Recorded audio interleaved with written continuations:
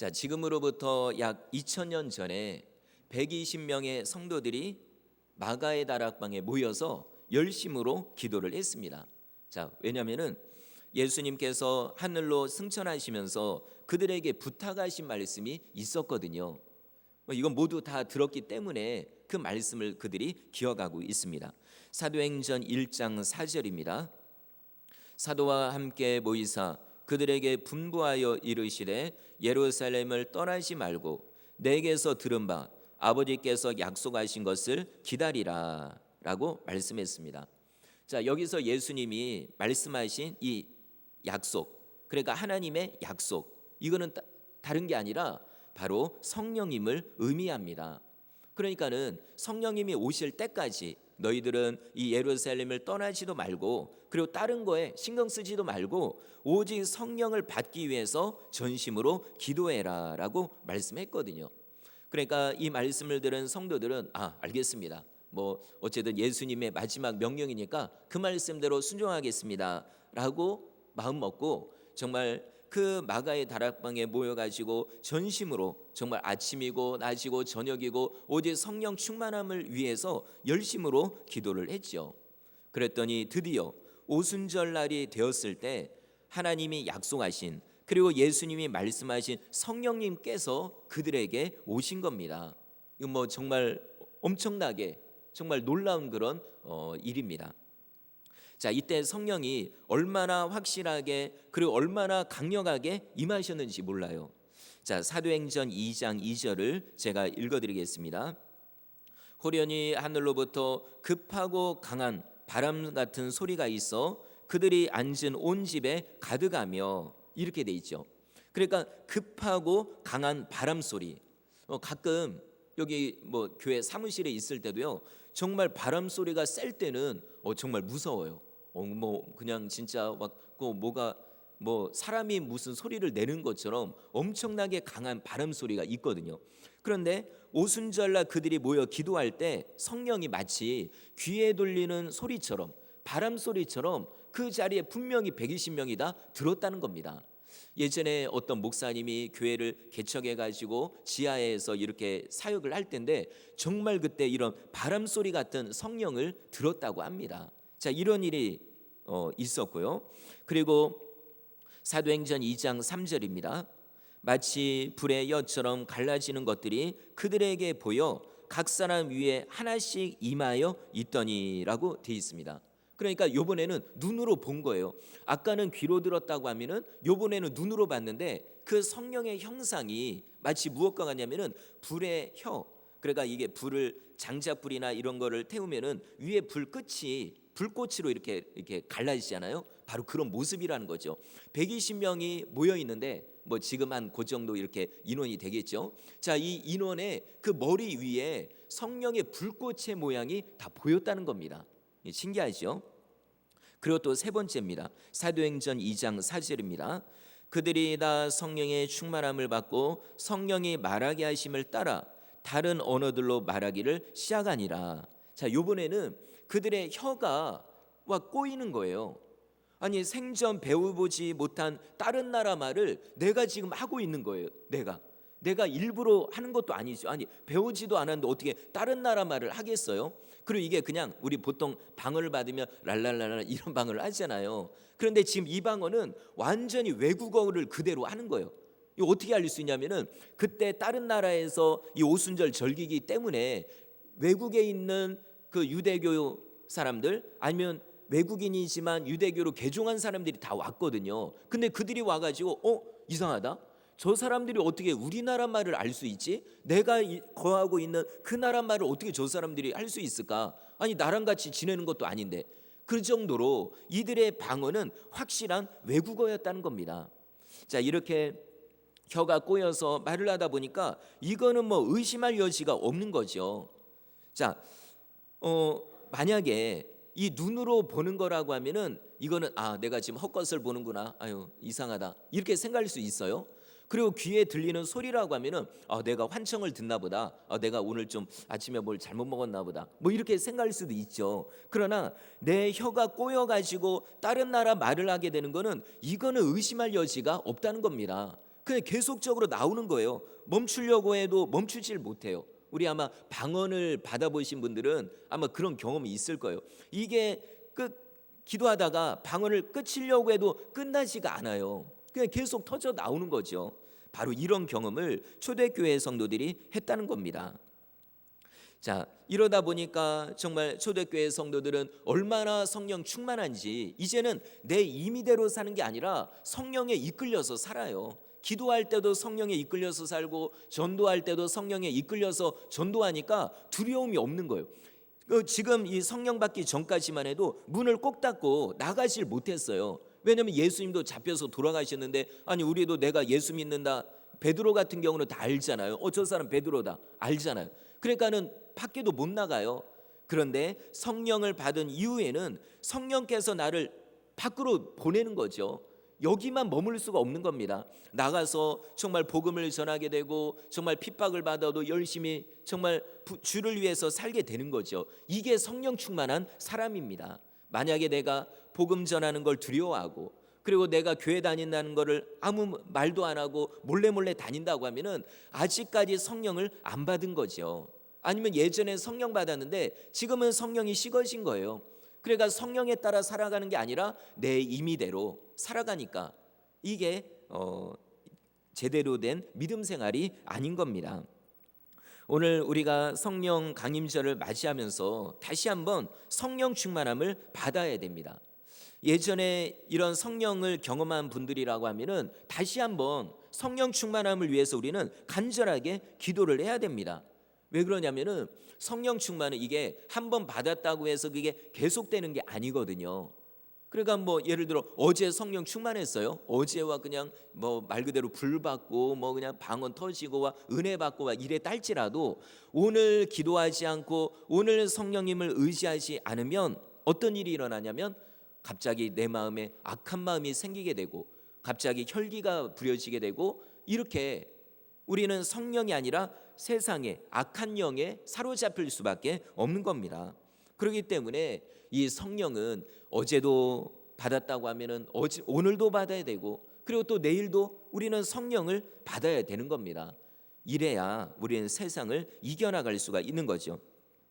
그리고 또 우리 성도님들 가운데 아직 이런 성령의 충만을 경험하지 못한 분들도 계실 거예요. 그러면은 이제는 다른 기도 제목은 다 놔두고요. 정말 오직 성령의 충만함이 뭔가, 성령이 임하면은 뭔가 그런 변화가 온다고 하는데 그럼 성령을 받으면 어떤 일이 일어날까? 이런 기대감을 가지고 다른 기도 제목 일단 놔두고요. 아무리 중요한 제목 있어도 이건 일단 놔두고 오직 성령을 받기 위해 성령 충만함을 위해서 정말 집중적으로 기도해 보시기를 바랍니다. 이게 성령 충만하지 않고 믿음 생활하는 거는 마치 무엇과 같냐면은 기계가 있는데 기름칠을 안 한 것과 똑같아요. 그럼 어떻게 될까요? 삐걱거리죠. 나중에는 이게 자꾸 부딪히고 이러면서 기계가 망가져 버려요. 이와 똑같아요. 우리도 성령의 기름 부으심을 받아야 믿음 생활이 원활하고 뭔가 부드럽고 어려움이 와도 이걸 극복할 수 있고 뭔가 힘이 생기고 능력이 생기는데 성령 없이 살아가면은 이게 믿음 생활이 이게 쉽지가 않다는 거죠. 뭐 주일날 교회 나오는 것조차도 힘들어요. 왜냐하면 내 힘으로 나오려고 하니까 그러니까 힘든 거죠. 그러나 성령의 충만함을 받고 나면 이게 힘들지가 않아요. 교회에 오히려 더 자꾸 나오고 싶고요. 기도도 내 힘으로 혼자 기도하려고 하면은 단 5분을 넘기기도 어렵죠. 그러나 성령 충만하면 기도가 계속적으로 나옵니다. 왜냐하면 성령께서 그렇게 나를 주장하시니까 1시간이고 그 이상도 우리는 기도할 수가 있는 겁니다. 그래서 정말 우리 성도님들께서는 성령 충만함을 계속적으로 받기를 원하고요. 예전에는 우리나라도 한참 부흥회 때와 그냥 이런 역사 일어날 때는 그때는 너도 나도 그냥 정말 구분 안 하고 애들이든 어른이든 그냥 정말 성령을 위해서 계속 기도했어요. 은혜 받으려고. 그래서 새벽이고 낮이고 저녁이고 교회고 기도원이고 산속이고 쫓아다니며 기도를 했습니다. 그래서 정말 여기저기서 기도하는 소리, 부르짖는 소리 어떻게 보면은 뭐 특별히 문제도 없는 것 같아요. 근데도 성령 받기 위해, 은혜 받기 위해서 얼마나 부르짖어 기도했는지 몰라요. 목이 쉬는 거는 뭐 그냥 보통이고요. 뭐 목사님만 그런 게 아니라 성도들이 그래요. 성도들이 어쩔 때 막 눈이 부어 다니고, 왜냐면 늘 울면 기도하니까, 아니면 목이 쉬어가지고 다녀요. 그 정도로 매달려서 기도하니까요. 이렇게 하나님께 매달리니까 응답을 안 받을 수가 없는 겁니다. 분명히 우리가 성령을 의지하고 은혜 받으면, 성령 충만하면 다른 문제들은 자동적으로 해결이 돼요. 이건 100%입니다, 여러분. 은혜 받으면 다른 문제는 100% 해결이 돼요. 근데 지금은 어떤가요? 이 정도의 열정과 하나님을 찾고 교회를 찾고 매달리고 때로는 금식하며 작정하며 하는 이런 열정이 지금은 별로 없다는 겁니다. 아니, 분명히 하나님은 우리를 위해 응답을 예비하고 계시거든요. 이거는 건강의 문제, 물질의 문제, 뭐 사람의 문제, 자녀의 문제, 모든 게 다 해당이 돼요. 하나님이 해결의 어떤 키를, 열쇠를 가지고 계시거든요. 그러니까 너희들은 먼저 은혜 받으라는 거죠. 너희 힘으로 어차피 안 된다. 그러니까 먼저 성령 충만 받고 은혜 받고 능력 받고 그러고 나서 문제 해결해라. 그래도 늦지 않는다라고 지금도 하나님 우리에게 그렇게 말씀하고 있는 겁니다. 혹시 여러분 이 자리에 계신 성도님들 가운데 정말 다른 문제 때문에 막 이리 치이고 저리 치이고 너무 삐걱거리고 힘들고 그런다고 하면은 그런 문제 일단 뒤로 놔두고요. 먼저 성령 충만 받기 위해, 은혜 받기 위해서 한번 매달려 보시기를 바랍니다. 그러면 하나님께서는 100% 여러분을 도와주실 수밖에 없는 거죠. 그리고 하나님이 그걸 원하는 거예요. 내 힘으로 해서 해결된다고 하면 굳이 기도 안 해도 되겠죠. 그러나 내 힘으로 할 수 없기 때문에 우리는 더 기도할 수밖에 없는 거죠. 그리고 이런 기도는 어른들만 해당되는 게 아니에요. 예전에 뭐 저도 은혜 받을 때는, 저도 은혜 언제 받았냐면 학생 때 받았거든요. 그러니까 애들이 와 그냥 매달려서 부르짖고 기도하고, 학교 가기 전에 때론, 그리고 학교 끝나고서도 교회 오고, 그냥 또 아이들끼리 또 기도원에 가가지고 매달리고 주여 부르짖고, 그리고 뭐 여러분 뭐 그런 분도 계시지만은 정말 방언 못 받으면은 뭐 개도 방언 받는데 왜 뭐 사람이 방언 못 받냐 이런 얘기를 듣고 그게 자극이 돼가지고, 물론 그 말이 다 맞는 건 아니죠. 방언 못 받아도 뭐 하나님 일 잘하는 분 많아요. 그러나 그 얘기 뭐냐면 성령 없이는 우리 살 수 없다는 얘기거든요. 그래서 정말 그 얘기를 듣고서 죽어라 그냥 매달려서 기도했던 그런 때가 있었거든요. 그러다 보니까 은혜를 안 받을 수가 없는 거예요. 자, 이런 열정, 이게 있다고 하면은 지금도 하나님은 우리에게 이런 응답을 주시는 겁니다. 그래서 한번 정말 작정하고 해보는 거예요. 이 설교를 듣고서 뭐 옛날에는 그랬지 이렇게 넘기지 마시고, 바로 지금 이때가 응답 받을 때다, 바로 지금 이때가 성령의 충만함을 받을 때다라고 생각하시고 한번 해보는 거죠. 집에서도 기도해 보시겠지만은, 그러나 교회에서 예배 시간이 엄청나게 많이 있잖아요. 지금 새벽 시간이고 수요일이고 금요일이고 많이 있습니다. 이런 시간, 아니면 낮에도 한 명이건 두 명이건 서로 짝을 지어가지고 교회 와서 기도하는 거예요. 그러면 100% 하나님이 응답을 주실 수밖에 없습니다. 이 사실을 여러분 믿으시고 오늘부터 내일부터라도 작정하여 기도하시기를 바랍니다. 자, 고린도 교회가 처음에 세워질 때는 성령의 역사가 대단했어요. 다른 교회도 뭐 대단했지만 유독이 고린도 교회는 성령의 은사가 대단했습니다. 방언, 그 다음에 예언, 병고침, 각종 은사들이 와 그냥 성도들이 와 그냥 차고 넘쳤어요. 그러다 보니까 세상의 죄악이 들어올 틈이 없었죠. 왜냐하면 성령이 충만하고 성도들 가운데 성령이 충만하니까 죄가 비집고 들어올 틈이 없었다는 거죠. 그런데 문제는 사도 바울이 고린도 교회를 떠난 다음부터 성령의 역사가 점점 시들어들게 됩니다. 그러니까 자, 은사는 여전히 남아 있었어요. 고린도서를 앞으로도 이렇게 보시겠지만은 방언과 예언과 병고침과 이런 게 여전히 있어요. 그런데 어떤 일이 생기냐면 은사가 유익이 못 되고 오히려 교회에 무리를 일으켰다는 겁니다. 자, 그리고 또 중요한 건 성령이 식어지니까 세상의 죄악이 점점 침투해서 들어오게 됩니다.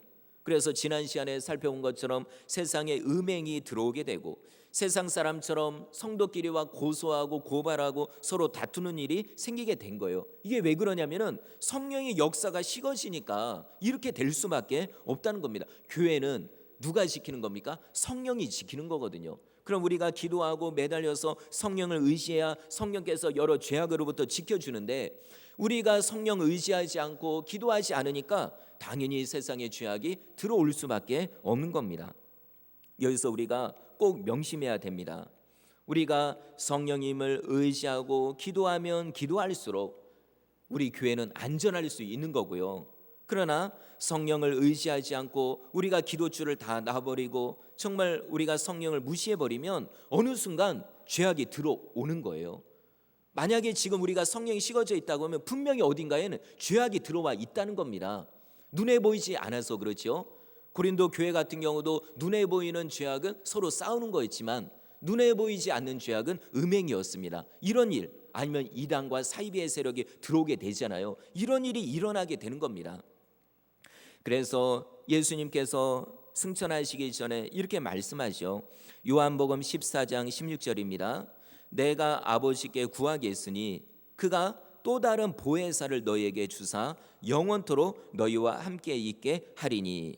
자, 여기서 보혜사는 바로 성령님을 의미합니다. 성령님이 계셔야 우리를 중보도 해주시고 우리를 변호도 해주시고 우리를 지켜주시는데, 근데 성령님이 없어버리면, 성령님을 의지하지 않으면 우리는 정말 고아와 같아요. 우리를 보호할 존재가 없어진 거예요. 그러면 아무 힘이 없죠. 어른이 와서 한 대 때려도 그냥 끝나는 겁니다.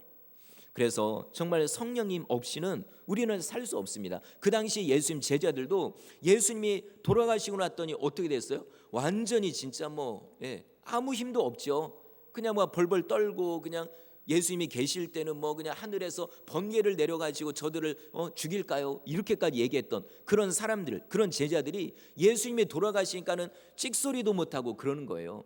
이게 우리의 모습입니다. 우리도 성령님이 없이는 이렇게 사는 거예요. 세상에서 떵떵거리고 사는 것 같잖아요. 그러나 영적으로는 마귀가 와서 한 대 탁 때리면 그냥 쓰러져 버려요. 왜냐하면 성령이 없으니까, 성령을 의지하지 않으니까 이렇게 약할 수밖에 없는 겁니다. 그리고 또 오늘 본문에서 바울은 이렇게 얘기합니다. 19절인데 우리 19절을 읽어보겠습니다. 시작.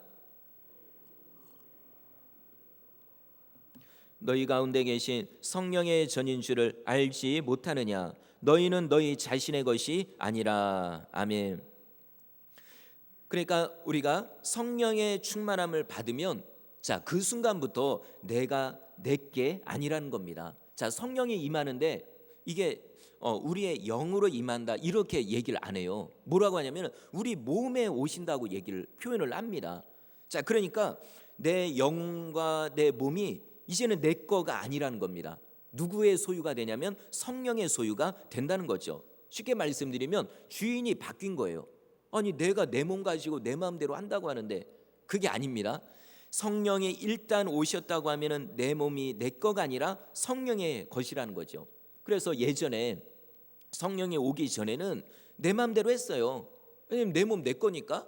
그래서 9절에 우리가 지난번에 읽은 것처럼 그때 어떤 죄를 지었냐면은 음행과 우상숭배, 간음, 탐색, 남색, 그리고 도적질, 탐욕과 술취함과 모욕과 속여 빼앗는 일, 모든 거짓의 행위들이죠. 이런 거를 내 몸이 내 거니까 해서 내 몸대로 내 뜻대로 살았죠. 그러나 성령의 충만함을 받은 다음부터는 성령께서 그런 일을 허락하지 않아요. 내 몸에, 내 안에 계신 성령께서 그런 거를 견디지를 못하시는 거죠. 마치 무엇과 같냐면 마치 무엇과 같냐면은 집주인이 있어요. 그런데 집주인이 너무 깔끔한 집주인인 거예요. 집을 진짜 아주 귀하게, 본인은 다른 데서 살지만은 세를 줬어요. 그러나 그 집도 마치 정말 내가 살고 있는 것처럼 너무 귀하게 여기는데, 아니 어떤 세입자가 들어왔는데 자꾸만 이 집을 망치는 거예요. 그냥 못질을 그냥 한 군데 하는 게 아니라 수도 없이 하고 뜯었다 붙였다 그냥 완전히 어느 날 집주인이 가보니까 이건 옛날 집 모양이 아니에요. 그러면 어떻게 할까요? 집주인이 가만히 안 있죠. 아마 그냥 잔소리를 할 겁니다. 한두 번 해가지고 안 되면 어떻게 할까요? 나중에는 당장 나가라고 할 겁니다. 자, 똑같아요. 자, 우리 몸은 이제는 내 거가 아니라 성령 거가 됐어요. 성령은 말 그대로 성령, 거룩한 영이거든요. 그러니까 거룩한 영이 내 몸에 계시니까는 이게 내가 죄를 지으면 성령께서 못 견디는 거예요. 그래가지고 자꾸만 우리 안에서 탄식하며 우리가 기도할 때 성령께서 죄를 회개하게 해요. 너 그러면 안 된다. 이건 너 몸은 이제 네 게 아니다. 내 하나님의 영, 내가 네 몸에 거하고 있는데 왜 어찌 네가 죄를 범하느냐라고 하면서 기도하다 보면, 그리고 설교를 듣다 보면 이게 자꾸만 마찰이 생겨요. 그러면 둘 중에 하나가 이기는 거죠. 만약에 내가 끝까지 아유 성령님 가만히 계세요 하면서 기도도 안 하고 정말 예배도 안 드리며 성령을 묵살해 버리면 내가 사는 거죠. 그러면 성령이 어떻게 될까요? 점점 소멸해 가요. 그럼 우리는 멸망의 길로 가는 겁니다. 그러나 또 반대로 정말 내가 성령에 굴복하고 정말 내가 정말 잘못했습니다, 내 죄를 회개합니다, 이렇게 하면 어떻게 될까요? 성령이 나를 모든 죄도 회개하게 하시고 그 다음에 성령이 나를 사로잡는 겁니다. 그러면 진짜로 거룩한 삶, 그리고 정직한 삶, 천국의 삶으로 살 수가 있다는 거죠. 이게 진짜입니다. 이게 진짜 성령 충만한 거예요. 방언을 많이 한다고 해서 또 뭐 여러 가지 은사가 나타난다고 해서 그것도 물론 성령의 은사죠. 그러나 그걸 사실 성령의 은사가 있어도 죄를 범하는 경우가 있거든요. 그러니까 그거는 충만한 건 아니에요. 성령을 받은 건 맞지만, 성령의 은사가 맞긴 맞지만 충만한 건 아니라는 겁니다. 진짜 충만하면 죄 이런 거를 가까이 할 수가 없다는 거죠. 그래서 성령 충만한 사람의 특징을 두 가지를 말한다고 하면, 하나는 거룩함입니다. 또 하나는 정직이라는 거죠. 이 두 가지 특징이 있어야 이게 내가 지금 성령 충만하다는 겁니다. 근데 만약에 죄를 지었는데도 전혀 죄책감이 들지가 않아요. 그리고 오히려 마음이 편해요. 죄를 지었는데도, 그러면 이거 진짜 문제가 생긴 겁니다. 두 가지 중에 하나예요. 하나는 내가 아직 성령 충만을 안 받은 거예요. 성령이 뭔지를 몰라요. 그러니까 죄를 지어도 그냥 그런가 보다 그냥 넘어가는 거죠. 나 때문에 다른 사람들이 고통을 당해도 전혀 느낌이 없어요. 그럼 이거는 문제입니다. 그리고 또 두 번째 경우는, 자, 거듭나긴 했어요. 성령을 경험을 예전에 했어요. 그러나 지금은 성령이 소멸된 상태예요. 그러니까 죄를 지었는데도 이 죄책감도 전혀 들지 않고 이렇게 산다면 이거는 진짜 위기 가운데 위기라는 겁니다. 그렇게 되면 어떻게 될까요? 나중에는 정말 끔찍한 결과가 옵니다. 여러분 이거 진짜 무서워해야 됩니다. 성경에 보면은 차라리 예수님을 안 믿었다면, 차라리 성령의 천국의 맛을 경험하지 않았다면 이라고 나와 있어요. 근데 일단 내가 성령을 경험했고 내가 구원의 은혜, 천국의 은혜를 경험했는데 현재는 그런 은혜가 뚝 떨어졌다면 이거 진짜 위험하다는 거죠. 자, 이거를 누가 잘 알고 있었냐면 다윗이 알고 있었습니다. 자, 다윗은 원래 과거에는 성령 충만했던 사람이에요. 이 다윗이 어렸을 때인데 그때 사무엘 선지자가 와가지고 다윗을 불러가지고 그 머리에다가 기름을 부었어요. 왜냐하면 하나님이 그렇게 하라고 했으니까, 나중에 이 사람이 왕이 될 거라 했으니까요. 그래서 사무엘 선지자가 기름을 부었는데 성경에 보니까 그 순간에 성령이 임했다고 했어요. 기름 부으심과 같이 그의 머리 위에 성령이 기름 부어지니까 다윗이 변화가 되는 거예요. 그래가지고 사자나 곰이 와가지고 자기의 양떼를 해치려고 하면은 쫓아가가지고 그냥 몽둥이로 두들겨 패요. 아니면 자기를 해치려고 하면 사제의 그냥 입을 그냥 확 찢어가지고 이렇게 죽여요. 이 정도가 어디서 나왔을까요? 타고난 게 아닙니다. 그는 성령의 충만함을 받은 다음에 이런 능력이 나타난 거죠. 그러다 나중에는 이 골리앗도 그냥 뭐 아무것도 아니죠. 그러니까 돌멩이 하나로 골리앗을 그냥 쳐서 죽인 겁니다.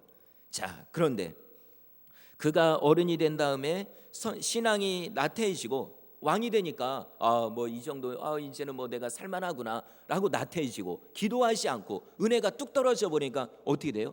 죄가 쑥 들어오는 거죠. 한 번에 들어와요. 나를 지키는 보혜사 성령께서 원래는 막아주고 불성곽으로 지켜줘야 되는데 성령이 식어져 버리니까 어떻게 돼요? 죄가 그냥 막히는 거 없이 그냥 들어와죠. 그러니까는 이 다윗이 자기 신하의 충성스러운 신하입니다. 자기를 위해서 이 다윗 왕을 위해서 목숨을 걸고 하는 그런 신하였잖아요. 그런데 그 신하의 아내를 빼앗아서 음행을 범하고 심지어는 자기에게 충성했던 그 신하를 죽입니다. 이런 끔찍한 일을 범하게 되는 거예요. 아무리 예전에 충만했어도 지금 충만하지 않으니까 완전히 예전에 사울 왕과 똑같은 죄를 범하게 됐다는 겁니다. 자, 그래도 감사한 건 그래도 다윗이 자신의 죄를 깨달아요. 그래가지고 회개를 하는데 그 눈물로 침상을 적실 정도로 진심으로 회개를 합니다. 자, 그때 드려진 기도가 시편 51편입니다. 이 구절을 보시면은 진짜 애절하죠. 하나님, 정말 제가 잘못했습니다. 정말 정말 큰 죄를 범했습니다. 눈물로 침상을 적실 정도로 회개합니다. 근데 그 내용 중에 어떤 내용이 있냐면은 시편 51편 11절입니다. 나를 주 앞에서 쫓아내지 마시며 주의 성령을 내게서 거두지 마소서라고 기도해요. 어떻게 보면은 좀 뜬금없잖아요. 아니, 회개하고 뭐 하나님 잘못했습니다 이렇게 기도하는 거는 이해가 되는데 갑자기 성령을 거두지 말아 달라는 이런 기도를 해요. 자, 여기에는 분명한 이유가 있어요. 예전에 사울 왕이 이 다윗보다 바로 앞전에 왕이었잖아요. 그리고 다윗이 예전에 변기 맡은 자, 화장실 변기가 아니라 이 무기, 이거를 맡아가지고 옆에 늘 지켜보고 있었으니까 잘 알죠. 자, 이 사울 왕이 처음에 왕이 될 때는요 진짜 성령 충만했어요. 그래가지고 전쟁에 나가서 적군을 그냥 물리치고 막 이랬거든요. 그랬는데 그건 잠깐이었습니다. 어느 날부터 하나님의 명령에 자꾸 불순종해요.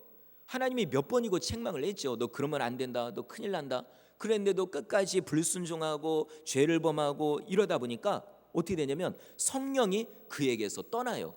근데 자, 성령이 떠난 걸로 끝난 게 아니라 성령이 떠나니까 거기에 악신이 들어왔다고 돼 있어요. 성경에 보니까 악신이 그때서부터 이상한 행동을 합니다.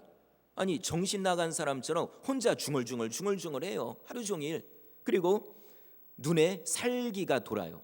그래가지고 자기를 위해서 막 하프를 치고 막 기도해주고 하는 그 다윗을 죽이려고 창을 몇 번이나 던집니다. 눈에 살기가 돌죠. 그리고 또 많은 사람들 앞에서 빨개 벗고 옷을 벗고도 드러누워가지고 예언을 해요. 이건 좋은 예언이 아니에요. 이게 바로 이 악신이 역사할 때 그런 모습이죠. 그리고 나중에는 하나님께 버림받아 비참하게 죽게 되는 겁니다. 자, 이 모습을 다윗이 똑똑히 봤어요. 그러니까 본인도 갑자기 이 사울의 모습이 생각이 나는 거죠. 아니, 내가 죄를 지은 거는 거 가지고 지금 회개를 하긴 하지만, 그러나 만약에 사울 왕처럼 나에게서도 성령이 떠나가 버리면 이거는 진짜 끝이라는 거죠. 그래서 정말 간절하게 기도하는 겁니다. 하나님, 저를 쫓아내지 말아 주십시오. 그리고 저에게 주셨던 성령을 제발 거두지 말아 주십시오라고 간절하게 기도를 하는 겁니다. 우리도 그래요. 성령이 임했다가 성령이 소멸되고 성령을 의지하지 않으면 어떻게 될까요? 세상 사람보다 악한 모습이 드러나게 되는 겁니다. 마치 어떻게 보면 교회를 다니는데도 마치 마귀 같아요. 아니, 성령 충만하고 은혜 받으면 천사 같아야 되는데 악신이 충만하니까, 그러니까는 진짜 어쩔 때는 교회를 다니는데도 마귀 같아요. 와, 눈에서 살기가 돌고 그 말에서 완전히 독화살이 나가고 이렇게 되면 이거는 아니라는 겁니다. 그때 우리는 회개해야 되는 거죠. 방법이 없어요. 그때는 정말로 다윗처럼 눈물을 흘리며 매달리며 제발 나를 멀리하지 말아달라고, 성령을 거두지 말아달라고 그렇게 간절히 우리는 부르시어 기도해야 되는 겁니다. 자, 그러면 성령 충만함을 받은 사람은 앞으로 어떻게 살아야 될까요? 자, 20절입니다. 우리 한번 20절을 읽어보겠습니다. 시작. 값으로 산 것이 되었으니 그런즉 너희 몸으로 하나님께 영광을 돌리라. 아멘. 자, 20절 앞부분을 보시면은 이렇게 돼 있죠. 하나님께서 우리의 몸을 그냥 산 게 아니라 값을 주고 사셨다고 합니다. 아니, 사실은 하나님이 우리를 만드셨으니까 주인이 하나님 아니에요. 그런데 문제는 우리가 죄를 범하면서 하나님을 우리가 떠난 거예요. 그래가지고 누구의 소속으로 들어갔어요? 마귀에게. 그러니까 이 상태에서는 마귀가 주인 노릇을 하는 거예요. 우리를 가지고. 그러니까 하나님이 다시 데려오려고 해도 그냥 안 돼요. 그래서 값을 치르고 우리를 데려오는 겁니다. 그런데 여기서 값이라고 돼 있는데, 자, 예수님의 이 값은 예수님의 피값을 의미하죠. 그런데 이 가룟 유다가 예수님을 팔 때 얼마에 팔았죠? 은 30에 팔았거든요. 근데 이건 말이 안 돼요. 그 당시에 뭐 노예를 팔고 사람을 사고 팔 때 그 정도 가격인데 예수님을 이 정도 피값으로 계산하는 건 이건 진짜 말이 안 됩니다. 그러면 그러면 지금 우리가 한번 그럼 제대로 계산해 보자 해가지고 예수님의 피값을 계산한다면 얼마 정도가 될까요? 얼마가 나올까요? 자, 결론부터 말씀드리면 이거는 계산이 불가능합니다. 자, 예를 들어서 어떤 사람이 무기징역이나 사형 선고를 받았어요. 그러면은 그 사람을 꺼내오려고 하면은 얼마가 필요할까요? 여기에는 돈이 아무 의미가 없다는 거죠. 아무리 많은 돈을 준다고 할지라도 그의 죄의 형벌을 피할 수가 없다는 겁니다. 만약에 부정부패가 많은 나라라고 하면은 그런 일도 있죠. 뭐 돈 얼마 딱 끼워놓고 막 사람 그냥 빼내고 뭐 살인죄를 범해도 그냥 빼놓고 이럴 수 있겠죠. 그러나 정상적인 국가라고 하면은 그런 일은 불가능합니다. 아무리 대통령 백이 있어도 그 죄의 형벌을 피할 수가 없다는 거죠. 자, 그러면 우리가 생각할 때 그래 뭐 무기징역 뭐 사람 죽이고 사형 선고받고 이런 사람은 너무 죄인이야 할 수 있지만 그거 우리에 비하면 그건 아무것도 아닌 거예요.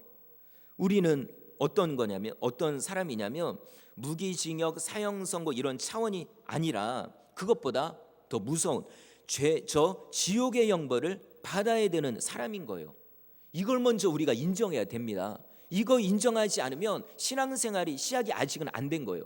아니 내가 죄인이란 거 인정도 안 하는데 어떻게 회개를 하겠어요? 그리고 예수님의 피값이 그 귀하다는 것을 알 수가 없죠. 내가 얼마나 흉악한 죄인이고 그리고 내 죄로 인해서 저 영원한 지옥 형벌에 들어간다는 것을 우리가 알아야, 내가 먼저 인정해야 그 다음 단계로 들어가는 겁니다. 자, 제가 여기서 영원한 지옥 형벌이라고 말씀드렸는데, 자, 이 영원이라는 게 얼마나 무서운 건지 한번 제가 설명을 드릴게요. 미국에서는 이 우주에 대한 연구를 아주 오래 전부터 시작을 했습니다. 우리나라는 그때 전쟁 이후니까는 한참 우리는 밑바닥에서 그럴 때죠. 그래도 우리나라 대단하죠. 지금 코로나를 겪으면서 다른 나라보다 우리가 더 잘 사는구나라고 인정하고 있지만요. 하여튼 그때는 미국이 완전 모든 게 앞서갔죠, 기술이. 그래가지고 우리나라가 1975년에 우리나라 최초 국산 자동차를 만들었어요. 그게 이제 포니라고 있잖아요. 그런데 미국은 1977년에 우주에다가 우주선을 발사를 했어요. 인공위성 돌리는 거는 그건 한참 엄청 많고요.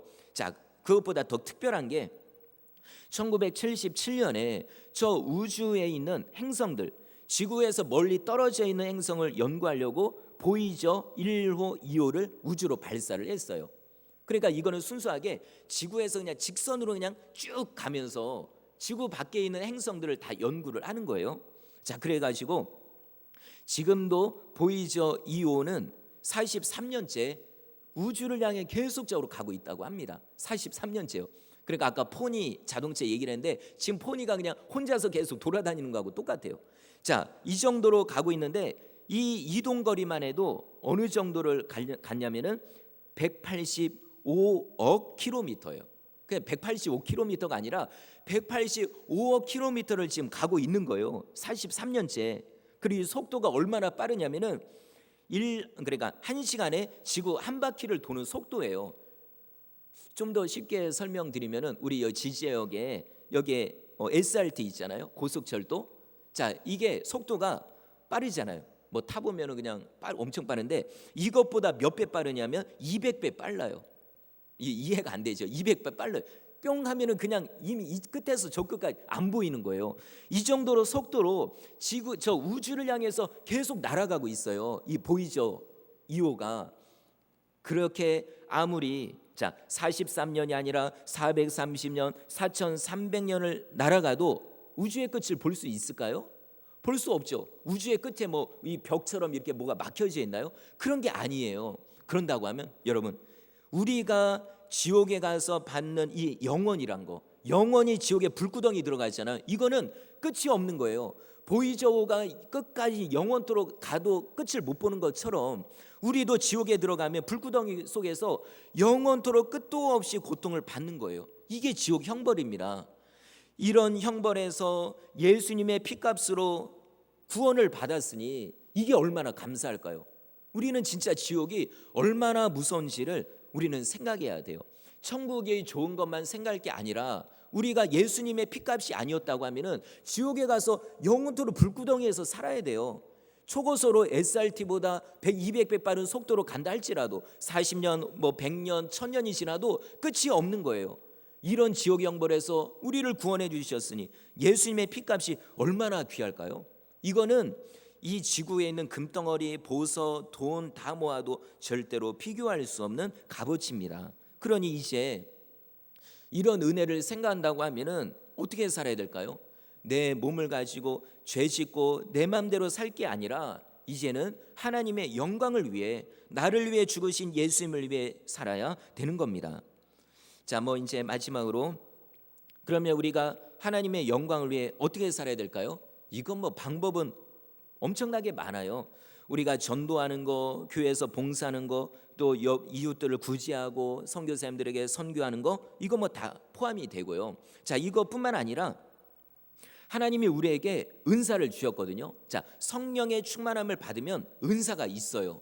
그럼 이거는 왜 주셨을까요? 은사, 선물이니까 너 먹고 너 잘 살아라. 너 그냥 알아서 그냥 누리고 살아라. 이게 아닙니다. 은사가 선물이긴 하지만 언젠가는 이거 다시 찾아가요. 하나님이 성경에 보니까 이렇게 돼 있죠. 누가복음에 보니까 많이 맡긴 자에게 내가 은사를 많이 준 사람에게는 내가 그만큼 내가 도로 찾겠다. 이렇게 말씀해요. 그런다고 하면은 중요하죠. 이제부터요. 내가 어떤 은사를 받았는지를 빨리 발견해야 돼요. 왜냐하면 하나님이 언젠가 찾거든요. 자, 방언, 예언, 병고침 이것만 은사가 아니에요. 자, 하나님이 다른 사람보다 나에게 건강을 주셨다면 은사입니다. 그러면 이 건강을 가지고 하나님을 위해 살아야 되겠죠. 근데 만약에 건강하다고 해서 맨날 놀러만 다니고 정말 그렇게만 한다고, 물론 여러분 건강을 위해서 다니셔도 됩니다. 그러나 내 자신만을 위해서 사용한다면 나중에 하나님께서 그러겠죠. 야, 이제 결산하자. 내가 너 다른 사람보다 건강 더 많이 줬다. 자, 한번 그거 가지고 어떻게 살았는지 한번 결산하자. 그때 만약에 우리가 가만히 생각하니까는 하나님을 위해 산 게 아무것도 없는 거예요. 나만 좋으라고 돌아다니고 이랬다고 하면은 이건 책망받을 수밖에 없죠. 그리고 하나님이 재능을 주셨습니다. 그리고 재산도 주셨습니다. 그리고 직업도 주셨어요. 근데 나만을 위해 살았다고 하면은 하나님께 책망받을 수밖에 없죠. 달란트 비유 여러분 잘 아시잖아요. 은사 달란트예요. 이걸 받았을 때 2달란트, 5달란트 받은 사람은 죽어라 열심히 살았어요. 그랬더니 주인이 말하기를 잘하였도다 착하고 충성된 종아, 정말 네가 작은 일에 충성하였으니 내가 이제 많은 것으로 너에게 맡기겠다. 내 주인의 즐거움에 같이 참여하자. 이렇게 인정합니다.